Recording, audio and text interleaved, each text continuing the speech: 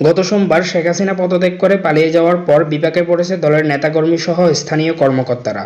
ফলে গা বাঁচাতে অনেকেই মুখোশ পাল্টে ফেলার চেষ্টা করছেন, যার শুরুটা করেছেন বিসিবির সাবেক দুই নির্বাচক এবং বোর্ড কর্মকর্তা মিনহাজুল আবদিন নান্নু এবং হাবিবুল বাশার সুমন। মঙ্গলবার 6 আগস্ট বিসিবিতে যোগ্যদের সুযোগ করে দেওয়ার দাবি নিয়ে মিরপুরে হাজির হন ক্রীড়া সংগঠকরা। এ সময় তাদের সঙ্গে উপস্থিত ছিলেন নান্নু এবং বাশার। এরপর গণমাধ্যমে নান্নু বলেন বিসিবিতে সুশাসন চান তিনি, যার মাধ্যমে দেশের ক্রিকেটকে এগিয়ে নিয়ে যেতে পারেন। অন্যদিকে বাশার বলেন বাংলাদেশ ক্রিকেটকে অনেক দূর এগিয়ে নিতে হবে, এটা আমাদের স্বপ্ন।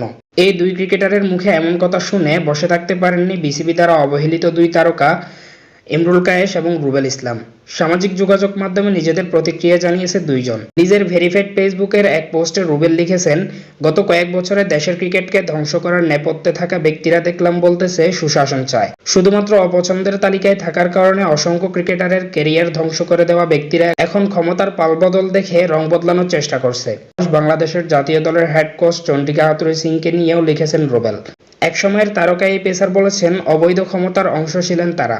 রুবেল লিখেছেন, এভাবে চন্ডিকা হাথুরুসিংহে সহ তার অবৈধ কাজের সহায়তা করে দেশের ক্রিকেটকে ধ্বংস করা ব্যক্তিদের অন্তত আর তিনি দেখতে চান না। এদিকে বিসিবির কঠোর সমালোচনা করেছেন আরেক ক্রিকেটার ইমরুল কায়েস। তিনিও এক পোস্টে লিখেছেন, স্বাধীন বাংলাদেশে আশা করি সবাই ভালো আছেন। বাংলাদেশ ক্রিকেট বোর্ডকে ক্ষমতার কালো থাবা থেকে মুক্ত করতে হবে। সম্প্রতি এক সাক্ষাৎকারে দেখলাম বোর্ডের কর্মকর্তারা মুখোশ পাল্টে এখন মিথ্যা আশ্বাস দিচ্ছেন। এদের কারণে দেশের ক্রিকেট যে কী পরিমাণ ক্ষতি হয়েছে তা সবাই জানে। কত প্লেয়ারের ক্যারিয়ার যে ধ্বংস করেছে তারা, শুধু পছন্দের তালিকায় না থাকার কারণে।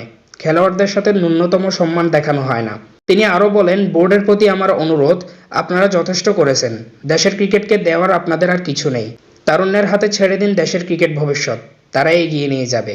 তাদের হাত ধরেই আসবে বড় সাফল্য, যেখানে মাথা উঁচু করে থাকবে বাংলাদেশ ক্রিকেট, ইনশাআল্লাহ।